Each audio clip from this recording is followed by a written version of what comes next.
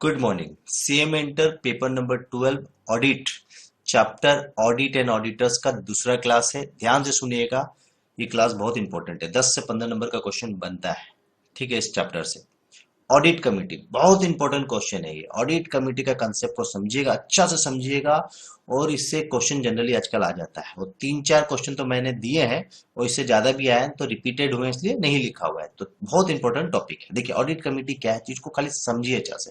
Audit committee क्या होता है, ध्यान से सुनिएगा। ऑडिट कमेटी का प्रोविजन हर कंपनी के ऊपर अप्लीकेबल नहीं है। ये हर लिस्टेड कंपनी पे अप्लीकेबल है, plus specific public limited company, जो बड़ा पब्लिक लिमिटेड कंपनी है, उस पे अप्लीकेबल है। क्या लिमिट किस क्राइटेरिया बेस पे है वो मैं आपको समझाऊंगा नीचे आगे। बस अभी इतना समझिए कि हाँ, एक बड़ा कंपनी के ऊपर पब्लिक या बड़ा पब्लिक कंपनी के ऊपर ऑडिट कमेटी का प्रोविजन अप्लीकेबल है, ठीक है। छोटा कंपनी ने, बड़ा कंपनी के ऊपर ऑडिट कमेटी का प्रोविजन अप्लीकेबल है। क्या होता है, बड़ा कंपनी में 10 से 15 डायरेक्टर होते हैं। तो क्या होता है ना, उसमें से जो एक्सपर्ट डायरेक्टर होते हैं, 3 डायरेक्टर लोगों को मिला के एक कमेटी बना दी जाती है। और वो 3 डायरेक्टर, ऑडिट कमेटी क्या है, डायरेक्टर लोगों की एक कमेटी है जिसकी जिम्मेदारी है कंपनी का फिनेंशियल स्टेटमेंट को चेक करना कि फिनेंशियल स्टेटमेंट कंपनी का प्रॉपर है या नहीं है। द ऑडिट प्रोसेस, ऑडिटर लोग कंपनी का अच्छा से काम कर रहा है या नहीं कर रहा है, या कंपनी का इंटरनल कंट्रोल सिस्टम प्रॉपर है या नहीं है। जो मेंबर होते हैं ऑडिट कमेटी के, जो 3 डायरेक्टर जो मेंबर होते हैं, उसमें एक्सपर्ट डायरेक्टर लोग रहते हैं। जो फाइनेंस का एक्सपर्ट होता है उसको भी एक मेंबर होता है, एक इंडिपेंडेंट डायरेक्टर होगा, जो एक्सपर्ट लोगों का एक कमेटी बना दिया जाता है। चीज को सिंपल भाषा में, ऑडिट कमेटी क्या, डायरेक्टर लोगों की एक कमेटी है जो कंपनी का फिनेंशियल स्टेटमेंट को चेक करता है कि फिनेंशियल स्टेटमेंट प्रॉपर है क्या नहीं, ऑडिटर लोग अच्छा से काम कर रहे हैं क्या नहीं, कंपनी पूरा कंप्लायंस कर रहा है या नहीं। यही काम है ऑडिट कमेटी का, ठीक है। आगे हम लोग पढ़ेंगे कि किस किस कंपनी पे इसका प्रोविजन अप्लीकेबल है। देखिए नेक्स्ट नेक्स्ट चीज पे आइए, कौन सा कंपनी के ऊपर इसका प्रोविजन अप्लीकेबल है, ध्यान से सुनिएगा। ऑडिट कमेटी, ऑडिट कमेटी बोलता है 2 प्रकार की कंपनी के ऊपर ऑडिट कमेटी बनाना मैंडेटरी है, ठीक है। Listed company, all listed company, listed company के बगल में लिखा हुआ हर लिस्टेड कंपनी, मतलब कोई भी लिस्टेड कंपनी हो, जितना भी कैपिटल हो, जितना भी टर्नओवर, अपने को नहीं देखना है। नाम में लिस्टेड है मतलब लिस्टेड कंपनी, कुछ भी क्राइटेरिया हो लिस्टेड कंपनी के लिए बनाना मैंडेटरी है ऑडिट कमेटी। दूसरा देखिए, पब्लिक कंपनी हैविंग, वह पब्लिक कंपनी जिसका कैपिटल कितना है, 10 करोड़ और उससे ज्यादा है, या टर्नओवर 100 करोड़ या उससे ज्यादा है, या आउटस्टैंडिंग लोन 50 करोड़ और उससे ज्यादा है, कोई भी एक कंडीशन सेटिस्फाइड होगा तो उस पब्लिक कंपनी के लिए ऑडिट कमेटी बनाना मैंडेटरी है। याद रखिएगा, मतलब प्राइवेट लिमिटेड कंपनी के ऊपर ऑडिट कमेटी बनाना जरूरी नहीं है, कुछ भी पेड अप कैपिटल हो, कुछ भी टर्नओवर हो। समझ में आया? लिस्टेड कंपनी और certain specific public limited company के ऊपर ऑडिट कमेटी का प्रोविजन मैंडेटरी है। याद रखिएगा, ऑडिट कमेटी में 3 डायरेक्टर होते हैं मिनिमम, और majority of director independent director होता है। अब 3 डायरेक्टर कैसे याद रहेगा, क्योंकि पब्लिक लिमिटेड कंपनी में मिनिमम 3 डायरेक्टर होना ही चाहिए, इसीलिए यहाँ पर 3 डायरेक्टर का कंडीशन है। तो बस इतना याद रखना है, ऑडिट कमेटी में मिनिमम 3 डायरेक्टर रहेंगे और majority of directors independent director होंगे। अब देखिए, अब एक क्वेश्चन आता है, function of audit committee. Audit committee का फंक्शन क्या है, ऑडिट कमेटी का काम क्या है।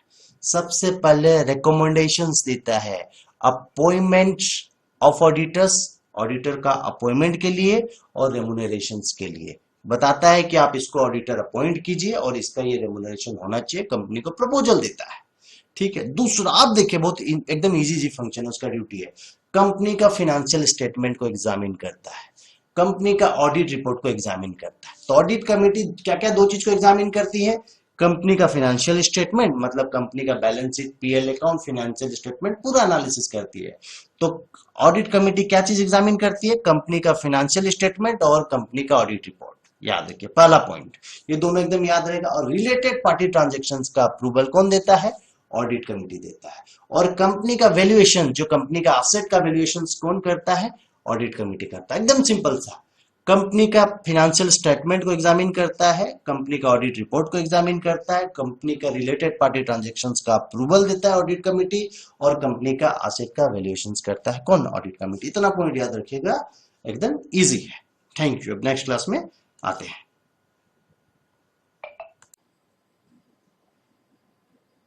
देखिए नेक्स्ट टॉपिक है disqualifications, qualification and disqualification of the auditors. Auditor किसको बना सकते हैं और किसको नहीं बना सकते हैं वही पढ़ना है। देखिए इसका कम से कम इसका 7-8 बार क्वेश्चन आया है। ये बहुत इंपॉर्टेंट क्वेश्चन, एकदम ध्यान से सुनिएगा। अभी एक एक पॉइंट इसका आंसर को मैं एक्सप्लेन करूंगा, ध्यान से सुनिए। डायरेक्टली अपने आ रहे qualification and disqualification of the auditor में, ठीक है।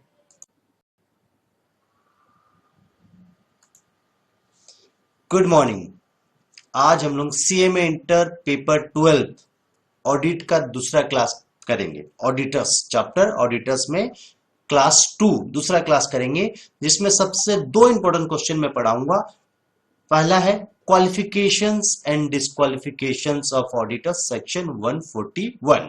मतलब कौन कौन क्वालिफाई है ऑडिटर बनने के लिए, मतलब कौन कौन आदमी मेरा कंपनी का ऑडिटर बन सकता है और कौन कौन नहीं बन सकता है। बस इतना ही पढ़ना है कि कौन कौन ऑडिटर बन सकता है और कौन कौन नहीं बन सकता है। चीजों को एकदम ध्यान से समझिएगा। सबसे पहला क्वालिफिकेशन, मतलब कौन मेरा कंपनी का ऑडिटर बन सकता है। स्टेचुटरी ऑडिटर की बात कर रहे हैं हम, ठीक है, स्टेट ऑडिटर की बात कर रहे हैं। क्वालिफिकेशन ऑफ ऑडिटर मतलब कौन मेरा कंपनी का ऑडिटर बन सकता है। इसमें सिर्फ इतना ही याद रखना है, only chartered accountant in practice, सिर्फ सीए इन प्रैक्टिस ही मेरा कंपनी का ऑडिटर बन सकता है। दो लाइन सुन लीजिए। प्रोविजन में क्या बोलता है कि जो CA in practice sole proprietorship में अपना फर्म चला रहा है, मतलब प्रोप्राइटरशिप का फर्म है या पार्टनरशिप का फर्म है। पार्टनरशिप का फर्म एलएलपी में भी हो सकता है, या एलएलपी के नाम पे अपना फर्म चला रहा है, वही चार्टर्ड अकाउंटेंट इन प्रैक्टिस मेरा कंपनी का ऑडिटर बन सकता है। तो आपको कीवर्ड सिर्फ इतना याद रखना है, ओनली सीए इन प्रैक्टिस मेरा कंपनी का ऑडिटर बन सकता है। अब देखिए डिस्क्वालिफिकेशंस, मतलब कौन कौन आदमी मेरा कंपनी का ऑडिटर्स बन नहीं सकता है। सबसे पहला पॉइंट है बॉडी कॉर्पोरेट। बॉडी कॉर्पोरेट मतलब कंपनी। आप सोच लीजिए, याद रखिएगा बॉडी कॉर्पोरेट में एक्सक्लूडिंग एलएलपी है, ठीक है। तो आपको सिर्फ कीवर्ड याद रखना है बॉडी कॉर्पोरेट, मतलब कंपनी कभी भी ऑडिटर्स नहीं बन सकती है। कोई भी प्राइवेट लिमिटेड हो या पब्लिक लिमिटेड, कोई भी कंपनी हो, ऑडिटर्स नहीं बन सकती है। दूसरा इंप्लॉय, इंप्लॉय में सिर्फ ये याद रखना इंप्लॉय ऑफ द कंपनी, याद रखिए। इंप्लॉय में दो चीज, प्रोविजन में दो चीज लिखा हुआ, एक तो इंप्लॉय ऑफ द कंपनी, यदि मेरा कंपनी का इंप्लॉय रहेगा तो वह मेरा कंपनी का ऑडिटर नहीं बन सकता। दूसरा, उस इंप्लॉय के नीचे यदि अपना कोई पर्सनल इंप्लॉय है, एग्जांपल समझिए मिस्टर एक्स मेरा कंपनी का इंप्लॉय है और मिस्टर एक्स का मिस्टर वाई कोई पर्सनल इंप्लॉय है, तो दोनों ही मेरा कंपनी का ऑडिटर नहीं बन सकता है। तो इंप्लॉय ऑफ द कंपनी और इंप्लॉय का एम्प्लॉय भी कंपनी का ऑडिटर नहीं बन सकता है। तो आपको सिर्फ इतना याद रखना है एम्प्लॉय, बस। एम्प्लॉय भी ऑडिटर्स नहीं बन सकता। एम्प्लॉय किसका होगा? कंपनी का होगा, जनरल नॉलेज, ठीक है। सबसे पहला कंपनी, बॉडी कॉर्पोरेट ऑडिटर्स नहीं बन सकता है। दूसरा, इंप्लॉय भी ऑडिटर्स नहीं बन सकता है कंपनी का। तीसरा, share holder of the company, shareholder भी कंपनी का ऑडिटर्स नहीं बन सकता है। देखिए प्रोविजन में क्या लिखा है, any person who hold security और इंटरेस्ट इन द कंपनी। इसका मतलब क्या, कोई आदमी भी मेरी कंपनी में सिक्योरिटी और इंटरेस्ट कैसे होल्ड करेगा? जब वो मेरी कंपनी का शेयर खरीदेगा। तो घुमा फिरा के यही है कि अल्टीमेटली वो शेयर होल्डर हुआ। तो शेयर होल्डर कभी भी मेरी कंपनी का, यदि आपने कंपनी का एक शेयर भी होल्ड किया है तो आप उस कंपनी के ऑडिटर्स नहीं बन सकते। तो शेयर होल्डर कभी भी ऑडिटर्स नहीं बन सकता। अब उसमें एक प्रोविजन और है, बोलता है relative can hold share up to face value 1 lakh रुपया। बोलता है रिलेटिव 1 लाख रुपया तक का शेयर होल्ड कर सकता है। एग्जाम्पल समझिए, सपोज मेरा रिलेटिव इस कंपनी का 1,02,000 शेयर होल्ड करता है, तब भी हम उस कंपनी के ऑडिटर्स नहीं बन सकते हैं। हम एक भी शेयर होल्ड नहीं करते हैं, लेकिन मेरा रिलेटिव्स 1 लाख से ज्यादा शेयर होल्ड करता है, तो भी हम उस कंपनी के ऑडिटर्स नहीं बन सकते। तो रिलेटिव में भी एक लिमिट दे दिया है कि रिलेटिव आप कंपनी के भले एक शेयर होल्ड नहीं करते हो, लेकिन आपका रिलेटिव 1 लाख से ज्यादा का शेयर होल्ड करेगा तो आप उस कंपनी के ऑडिटर्स नहीं बन सकते हो। तो आपको 3 पॉइंट याद रखना है, बॉडी कॉर्पोरेट कंपनी, कंपनी का एम्प्लॉय भी नहीं बन सकता ऑडिटर्स, कंपनी का शेयर होल्डर भी कभी ऑडिटर्स नहीं बन सकता है। चौथा, आपने कंपनी से लोन लिया है 5 लाख से ज्यादा का। यदि आपने कंपनी से लोन लेके रखा है 5 लाख से ज्यादा का, तब आप ऑडिटर्स नहीं बन सकते, सीधा सा बात है। चौथा, किसी मिस्टर वाई एक्स ने लोन लिया कंपनी का और आपने उस लोन के रिगार्ड में गारंटी दी है, याद रखिएगा। 1 लाख से ज्यादा का किसी ने कंपनी से लोन लिया, उसके रिगार्ड में यदि आपने कोई गारंटी दी है तब भी आप ऑडिटर्स नहीं बन सकते। 5 पॉइंट। और एक छठा, बिजनेस रिलेशनशिप है कंपनी के साथ, तो कंपनी का ऑडिटर्स आप नहीं बन सकते। एकदम सिंपल सा 6 पॉइंट, एकदम कीवर्ड याद रखे आप, एकदम लॉजिकली लिख देंगे। बॉडी कॉर्पोरेट, कंपनी कभी भी ऑडिटर्स नहीं बन सकती। Employee of the company, employee भी कभी ऑडिटर्स नहीं बन सकता है। Shareholder of the company, shareholder भी कभी ऑडिटर्स नहीं बन सकता है। लोन टेकन, यदि किसी ने लोन लिया है तो भी वो ऑडिटर्स नहीं बन सकता है। और किसी ने गारंटी दी है लोन के रिगार्ड में तो वो भी ऑडिटर्स नहीं बन सकता। बिजनेस रिलेशनशिप है तभी भी ऑडिटर्स नहीं बन सकता है। 6 पॉइंट बहुत अच्छा से, खाली कीवर्ड याद रहेगा आपको। बॉडी कॉर्पोरेट मतलब company, employee, shareholders, loan taken, guarantee givens और बिजनेस रिलेशनशिप। अब 7वां पॉइंट देखिए, बोलता है यदि आपका रिलेटिव कंपनी का डायरेक्टर है या केएमपी है तब भी आप कंपनी के ऑडिटर्स नहीं बन सकते। आपका रिलेटिव कंपनी में डायरेक्टर है या केएमपी है तब आप कंपनी के ऑडिटर्स नहीं बन सकते हैं। 8वां पॉइंट देखिए, 8 point, convicted by court for fraud. आपको कोर्ट की तरफ से सजा मिली है, आपने कोई फ्रॉड का काम किया था और 10 साल अभी तक एक्सपायर नहीं हुए हैं, तो 10 ईयर नॉट एक्सपायर। 9वां पॉइंट देखिए, 20 से ज्यादा आपके पास ऑडिट है। रूल्स बोलता है कि आप 20 से ज्यादा ऑडिट नहीं ले सकते हैं। 20 से ज्यादा आप ऑडिट लेते हैं तो आप डिस्क्वालीफाई हो जाएंगे ऑडिटर्स बनने से, तब भी आप ऑडिटर नहीं बन सकते। और एकदम अंतिम बोलता है यदि आपने अंडर सेक्शन 144 की यदि सर्विस दी है, जिस सर्विस के लिए प्रोहिबिटेड किया गया है वही सर्विस आप दोगे तो डिस्क्वालीफाई हो जाओगे। कैसे याद रहेगा आपको? 10 पॉइंट देखिए। सबसे पहला कंपनी, दूसरा एम्प्लॉय, तीसरा शेयर होल्डर, चौथा लोन, पांचवा गारंटी, छठा बिजनेस रिलेशनशिप, 7वां रिलेटिव्स, 8वां फ्रॉड बाय कोर्ट, 9वां 20 ऑडिट एंड 10वां सेक्शन 144 सर्विस। बस ये 10 पॉइंट याद रखिएगा और आप आराम से लिख देंगे। आ जाइए अब देखिए, आगे देखिए, सीलिंग लिमिट ऑफ ऑडिट मतलब एक सीए कितना ऑडिट कर सकता है। लेकिन यहाँ ऑडिट मतलब स्टेचुटरी ऑडिट, स्टेट ऑडिट की बात हो रही है। एक सीए कितना स्टेट ऑडिट कर सकता है। याद देखिए, यहाँ पर स्टेचुटरी ऑडिट की बात हुई है और किसी ऑडिट की बात नहीं हो रही है। तो स्टेट ऑडिट का लिमिट कितना है? 20। बोलता है an auditor shall not accept audit of more than 20 companies, मतलब एक सीए 20 से ज्यादा स्टेट ऑडिट नहीं कर सकता, ये प्रोविजन बोलता है। लेकिन जो 20 कंपनी का लिमिट बोला गया है उसमें से कुछ कंपनी को एग्जेम्प्ट कर दिया गया है, मतलब कुछ कंपनी को छोड़ दिया गया, मतलब कि उसकी ऑडिट करेंगे तो ये 20 की काउंटिंग में नहीं आएगा। देखिए क्या क्या है, following audit are not counted in ceiling limit of 20, मतलब ये सीलिंग जो लिमिट बना दिया गया है 20 कंपनी की लिमिट जो ऑडिटर को दी गई है, उस 20 कंपनी की लिमिट में ये सब ऑडिट की लिमिट नहीं आएगी। देखिए, ब्रांच ऑडिट नहीं आएगी, इंटरनल ऑडिट नहीं आएगी, ओपीसी कंपनी की जो ऑडिट करेगा, 1% कंपनी की जो ऑडिट करेगा वो नहीं आएगी, स्मॉल कंपनी की ऑडिट नहीं आएगी, और private company having paid up capital less than 100 crore, मतलब वह प्राइवेट कंपनी जिसका कैपिटल 100 करोड़ से नीचे है उसको भी नहीं काउंट किया जाएगा, और डोरमेंट कंपनी को भी नहीं काउंट करेंगे, और टैक्स ऑडिट को भी नहीं काउंट करेंगे। तो चीज को समझिए, सपोज आप इसमें देखिए पब्लिक कंपनी को एक्सक्लूड नहीं किया गया, ध्यान से देखिएगा, प्राइवेट कंपनी को किया गया, लेकिन उस प्राइवेट कंपनी को जिसका कैपिटल 100 करोड़ से कम है।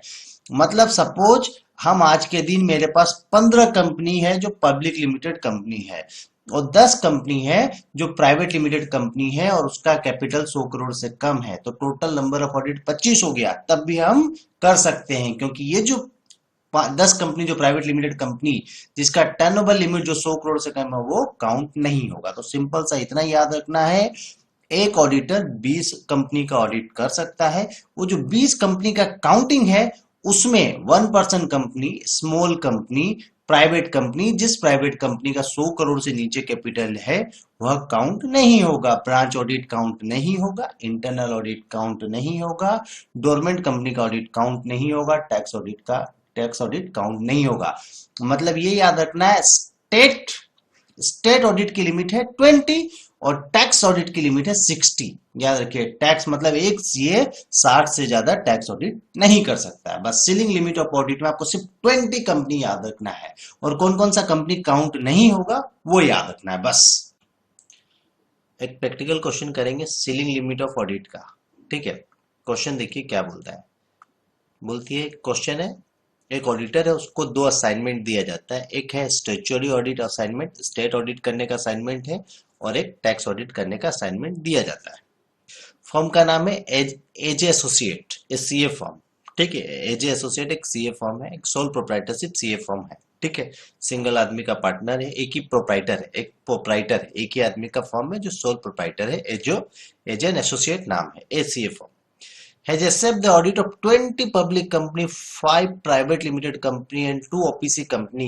Can he do so? क्या वह ऐसा कर सकता है? देखिए, रूल में प्रोविजन में बोला गया कि एक ऑडिटर 20 कंपनी का ऑडिट ले सकता है, उसमें कोई दिक्कत नहीं है। 20 से ज्यादा का कंपनी का ऑडिट वो नहीं ले सकता है, लेकिन following audit are not counted in ceiling limit of 20 company. 20 company का सीलिंग लिमिट में ये सब काउंट नहीं होता है। ठीक है, branch audit, internal audit, OPC और प्राइवेट लिमिटेड कंपनी। तो देखिए, यहां बोला है कि 20 पब्लिक कंपनी ये काउंट होगा, 5 प्राइवेट लिमिटेड कंपनी, वह प्राइवेट लिमिटेड कंपनी जिसका पेड अप कैपिटल 100 करोड़ से नीचे है वह काउंट नहीं होगी, तो यह काउंट नहीं होगा।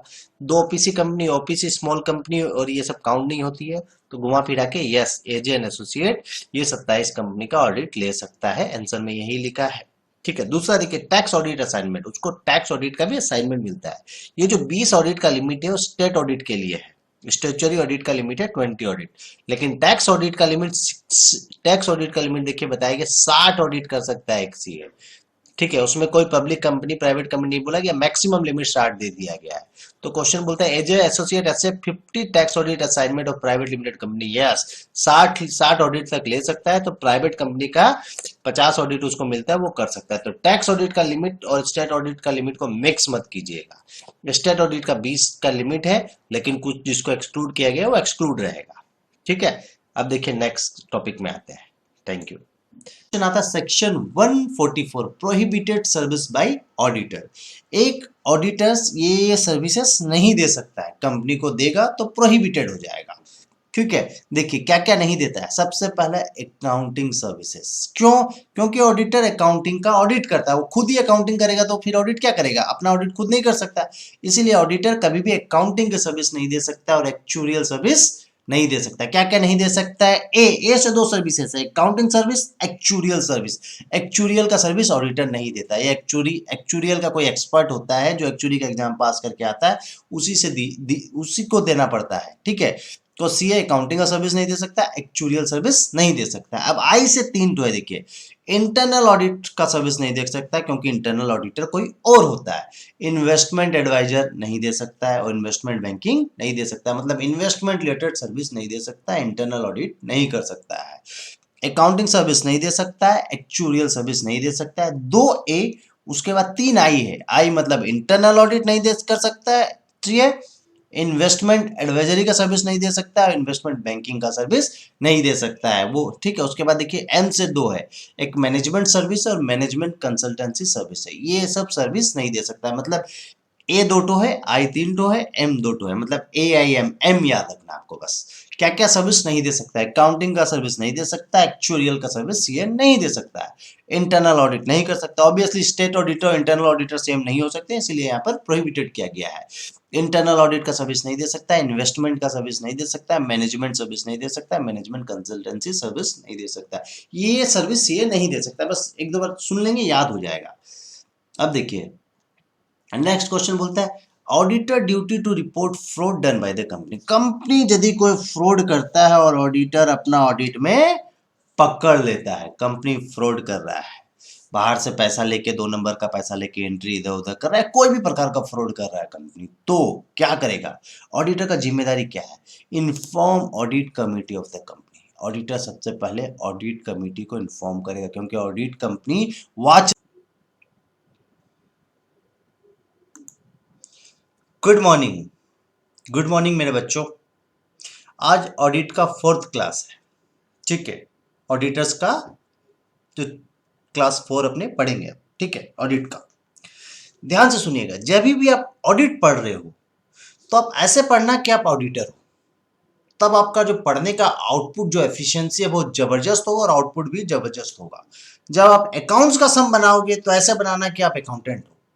ये ट्राई करके देखो, आप जबरदस्त रिजल्ट आएगा इसका। आपका जो पढ़ाई का आउटपुट 4 गुना ज्यादा हो जाएगा। एकदम लिख के दे रहा हूं मैं आपको फील कराऊंगा कि कैसे होता है। देखिए, सबसे पहले पढ़ेंगे अपने rotation of auditors, section 139 subsection 2। ध्यान से सुनिएगा, रोटेशन ऑफ ऑडिटर मतलब ऑडिटर, चेंज ऑफ ऑडिटर्स। कुछ एक स्पेसिफिक पीरियड के बाद ऑडिटर को चेंज करना पड़ता है। तो आप ऐसे पढ़ो कि आप एक ऑडिटर हो सपोज, तो थोड़ा सा पहले सोचना कि लॉजिकली पढ़ो चीजों को। पहले सोचना कि ये प्रोविजन जो बनाया गवर्नमेंट ने, चेंज ऑफ ऑडिटर्स का प्रोविजन क्या सोच के बनाया होगा। कुछ तो सोचा होगा लॉ मेकर ने, तब ये प्रोविजन बनाया है। तो एकदम थोड़ा सा लॉजिक इंट्रोड्यूस करना कि ये प्रोविजन किसी ना किसी चीज को प्रोटेक्ट करने के लिए बनाया गया है। क्या होता था कि कोई भी ऑडिटर कंपनी में आया, कंपनी में रहा 4-5 साल, तो 5 साल रहने से उसका क्या होता है ना, डायरेक्टर लोगों के साथ ट्यूनिंग बैठ जाता है, डायरेक्टर लोगों के साथ दोस्ती हो जाता है। तो क्या कर सकता है, डायरेक्टर के साथ दोस्ती करके डायरेक्टर और ऑडिटर मिल जाएगा तो कंपनी के शेयर होल्डर के साथ दगाबाजी कर सकता है, धोखा दे सकता है शेयर होल्डर को। तो लॉ मेकर ने देखा कि ये बड़ा हो रहा है, ये केसेस बहुत हो रहे हैं कि डायरेक्टर ऑडिटर मिलके कंपनी को धोखा दे रहे हैं, तो उसको प्रोटेक्ट करने के लिए बनाया गया। ठीक है, तो प्रोविजन क्या बनाया, देखिए प्रोविजन समझिए, फिर मैं बताऊंगा कि इसका इफेक्ट क्या है। ये जो धोखा, जो दगाबाजी हो रही है, बड़ी बड़ी कंपनी में होती है, क्योंकि डायरेक्टर उतना इन्वॉल्व नहीं होता, उसका 50 तो बिजनेस रहता है, बहुत बड़ा है, वो इतना वो नहीं देख पाता, इसीलिए बड़ी बड़ी कंपनी में ये दगाबाजी होने लग गई। तो इसको प्रोटेक्ट करने के लिए बनाया। प्रोविजन क्या, देखिए एकदम टू द पॉइंट याद रखिएगा, लो एकदम याद रहेगा ऑडिट। ठीक है, बोलता है रोटेशन ऑफ ऑडिटर का प्रोविजन किस किस कंपनी के ऊपर अप्लीकेबल है। तो ये जो धोखाबाजी जो हो रही थी बड़ी कंपनी में ज्यादा हो रही थी, क्योंकि बड़ी कंपनी के डायरेक्टर उतना टाइम नहीं दे पाते हैं, 50 काम रहता है। तो ये समझ में आ गया कि ये प्रोविजन जो भी होगा बड़ी कंपनी पे होगा। तो जब भी बड़ी कंपनी आए तो लिस्टेड कंपनी हमेशा बड़ी रहती है, याद रखिए, उस पर सारा प्रोविजन अप्लीकेबल रहता है। आंख मीच के लिस्टेड कंपनी का नाम लिख दीजिएगा, काम खत्म। ये तो हुआ फर्स्ट। अब देखिए पब्लिक और प्राइवेट कंपनी में क्या होगा। देखिए लिस्टेड कंपनी पे ये प्रोविजन तो अप्लीकेबल है ही है। दूसरा, वह पब्लिक कंपनी जिसका पेड अप कैपिटल 10 करोड़ और उससे ज्यादा है, और वह प्राइवेट कंपनी जिसका कैपिटल, पेड अप कैपिटल कितना है, 50 करोड़ और उससे ज्यादा है। तीन चीज याद रखना है, लिस्टेड कंपनी पे एप्लीकेबल है, वह पब्लिक कंपनी जिसका पेड अप कैपिटल 10 करोड़ और उससे ज्यादा है, और वह प्राइवेट कंपनी जिसका कैपिटल 50 करोड़ और उससे ज्यादा है। और कोई भी कंपनी यदि लोन लेती है 50 करोड़ उससे ज्यादा, क्योंकि लोन में सबसे ज्यादा घटोला होता है, लोन में सबसे ज्यादा बदमाशी होती है, इसीलिए लोन के लिए एनी कंपनी, बोला कोई भी कंपनी हो जो लोन 50 करोड़ से ज्यादा कर लेगी, तो उसके लिए रोटेशन ऑफ ऑडिटर का, चेंज ऑफ ऑडिटर का प्रोविजन आ गया। टेन्यूर क्या रखा, देखिए ऑडिटर कितना दिन तक रह सकता है। एक इंडिविजुअल फर्म रहा, एक इंडिविजुअल आदमी रहा तो 5 साल तक ऑडिटर रहेगा, फिर 5 साल बाद कंपनी को ऑडिटर चेंज करना पड़ेगा। देखिए कूलिंग पीरियड में लिखा हुआ 5 ईयर्स, मतलब उस ऑडिटर को चेंज करना पड़ेगा। और फर्म के लिए दिया गया 2 टर्म्स, मतलब 2 साल, मतलब 10 साल तक एक फर्म ऑडिटर रह सकता है, फिर 5 साल तक उसको छोड़ना पड़ेगा, फिर 5 साल बाद वो फिर से अपॉइंट हो सकता है। कूलिंग पीरियड मतलब फिर से अपॉइंट होने के लिए उसको कितना गैप चाहिए, कम से कम 5 साल का गैप चाहिए। तो ये समझ में आया, रोटेशन ऑफ ऑडिटर सिर्फ इतना याद रखना है, रोटेशन ऑफ ऑडिटर मतलब ऑडिटर चेंज होना चाहिए कुछ स्पेसिफिक पीरियड के बाद। तो सीधा सा 3 कंपनी पे इसका प्रोविजन बेसिकली एप्लीकेबल है, लिस्टेड कंपनी, और वह पब्लिक कंपनी जिसका कैपिटल 10 करोड़ और उससे ज्यादा है, और वह प्राइवेट कंपनी जिसका कैपिटल 50 करोड़ और उससे ज्यादा है। और जो भी कंपनी लोन लेती है 50 करोड़ और उससे ज्यादा का, बस सिंपल सा चीज है, इतना याद रखना है, आगे बढ़ जाना है। समझ में आया, रोटेशन ऑफ ऑडिटर सिंपल सा प्रोविजन है। अब एक प्रोविजन आया, removal of auditors. Company auditor को निकालना चाहिए, किसी भी रीजन से निकालना चाहे, याद रखिए आपको पता नहीं है, आप प्रोविजन नहीं जानते हैं, कैसे लिखेंगे।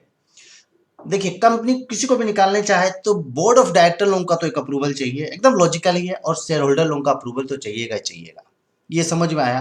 तो ये 2 पॉइंट तो आपको समझ में आ गया, अप्रूवल ऑफ बोर्ड और approval of share holder. Special resolution याद रखिएगा, जब 75 50% मेजोरिटी उस चीज को अप्रूव करती है, उसको बोलते हैं स्पेशल रिजोल्यूशन। दो प्रकार का रिजोल्यूशन होता है, ऑर्डिनरी रिजोल्यूशन जब 50% से ज्यादा आदमी उस चीज को फेवर करते हैं, और स्पेशल रिजोल्यूशन में बोलता है 75% से ज्यादा उसको फेवर करते हैं शेयर होल्डर लोग। याद रखिए, बोर्ड जो रिजोल्यूशन पास करता है उसको बोलते हैं बोर्ड रिजोल्यूशन, और शेयर होल्डर लोग जो रिजोल्यूशन पास करता है एक ऑर्डिनरी रिजोल्यूशन है, एक स्पेशल रिजोल्यूशन। बता दिया हूं।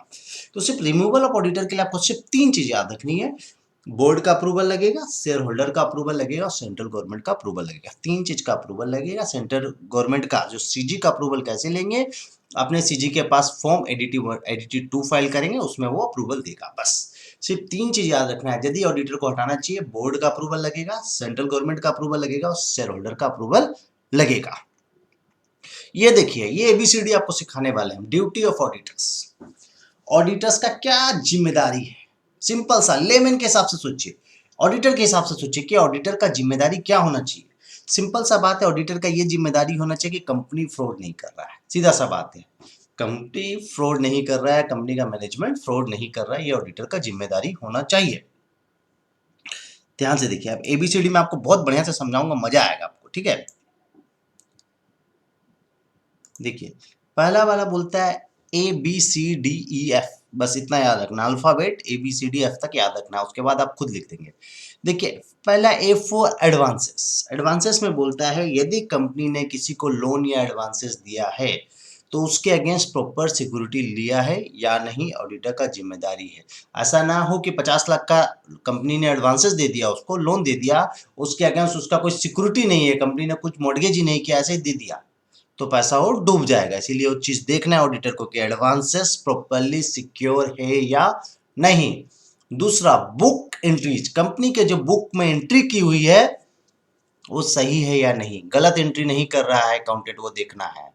तीसरा, companies investment, see for companies investment, मतलब कंपनी 100 रुपया का इन्वेस्टमेंट सपोज खरीद रहा है, 90 रुपया में नहीं बेच दे रहा है ना, 100 रुपया का चीज ऊपर दाम में ही तो बेच रहा है, तभी तो कंपनी का फायदा है। ऑडिटर ये चीज चेक करेगा, नहीं तो कंपनी डूब जाएगा। तो कंपनीज का इन्वेस्टमेंट चेक करना है। डी फॉर डिपॉजिट चेक करना है, ऐसा ना हो कि लोन को डिपॉजिट के हेड में दिखा दे। चीज को समझिए, कंपनी ने दिया, क्या होगा देखिए, कंपनी ने दिया लोन, लोन पे इंटरेस्ट आया, डायरेक्टर क्या करेगा, उसको डिपॉजिट दिखा देगा और इंटरेस्ट का पैसा खुद खा जाएगा। तो ये चीज नहीं होना चाहिए। याद देखिए, डिपॉजिट्स और लोन का प्रॉपर मनी डिस्प्ले होना चाहिए। D for deposits. E for expenses, क्या होगा, डायरेक्टर अपने लिए खर्चा करेगा, एक्सपेंसेस अपने लिए खर्चा करेगा, अपने लिए ट्रेडमिल मंगाएगा और कंपनी के बुक्स में चार्ज कर देगा। ये चीज नहीं होना चाहिए, उसका पर्सनल एक्सपेंसेस पर्सनल अकाउंट में जाना चाहिए। एफ फॉर फाइनेंशियल पोजीशंस, याद रखिए, शेयर यदि इशू कर रहा है कंपनी केस में तो उसका फाइनेंशियल इफेक्ट लेना चाहिए। बस सिंपल सा, ऑडिटर के हिसाब से ये सब गलती नहीं करना चाहिए कंपनी। एडवांसेस सिक्योर होना चाहिए, बुक एंट्री में गलती नहीं होनी चाहिए, कंपनी का इन्वेस्टमेंट कम दाम में नहीं बिकना चाहिए, कंपनी डिपॉजिट का प्रॉपर डिस्क्लोजर करेगा, एक्सपेंसेस डायरेक्टर का उसी के अकाउंट में चार्ज होगा, और फाइनेंशियल पोजीशन कंपनी का सही होना चाहिए। बस सिंपल सा लॉजिक से आप लिख देंगे। आ जाइए नेक्स्ट में, बोलता है auditor right to attend general meeting. Yes, याद रखिए, ऑडिटर का राइट है कि आप जनरल मीटिंग वो अटेंड कर सकता है, और उसको नोटिस भी दी जाती है जनरल मीटिंग का। दो, वो ऑडिटर खुद अटेंड कर सकता है या अपना कोई ऑथोराइज रिप्रेजेंटेटिव को, अपने बिहाफ में किसी ऑथोराइज पर्सन को अटेंड करने के लिए बोल सकता है। याद देखिए, ड्यूटी है ऑडिटर्स का कि वो अटेंड करना चाहिए उसको जनरल मीटिंग, ठीक है। और ऑडिटर मीटिंग में कुछ सुनना चाहे तो भी सुन सकता है यदि ऑडिट रिलेटेड मैटर में बात होगा तो, ठीक है। ऑडिटर का राइट है, यदि मीटिंग में कुछ ऑडिट रिलेटेड इशू पे कुछ बात किया जाए तो उसका राइट है, वो सुन सकता है, ठीक है। और एक तो देखिए, right of the auditor, last question, auditors का राइट क्या है। याद रखिए, सिंपल सा बात है, ऑडिटर्स क्या करता है, बुक्स ऑफ अकाउंट को चेक कर सकता है, एसेस कर सकता है, सिंपल सा बात है। यदि आप उसको लेजर, फाइनेंशियल स्टेटमेंट, वाउचर वो चेक करना चाहे, एसेस करना चाहे, कर सकता है। दूसरा है, यदि किसी कंपनी का ऑफिसर और एम्प्लॉय से कुछ इन्फॉर्मेशन मांगना चाहे ऑडिट के दौरान, यदि उसको कुछ समझ में नहीं आए तो वो कंपनी का एम्प्लॉय ऑफिसर से कुछ seek information and explanations from company employ और ऑफिसर वो मांग सकता है। बस इतना ही याद रखिएगा। ये टॉपिक मैंने खत्म कर दिया, आप कल से अपने नए टॉपिक में पढ़ेंगे, ठीक है। Thank you.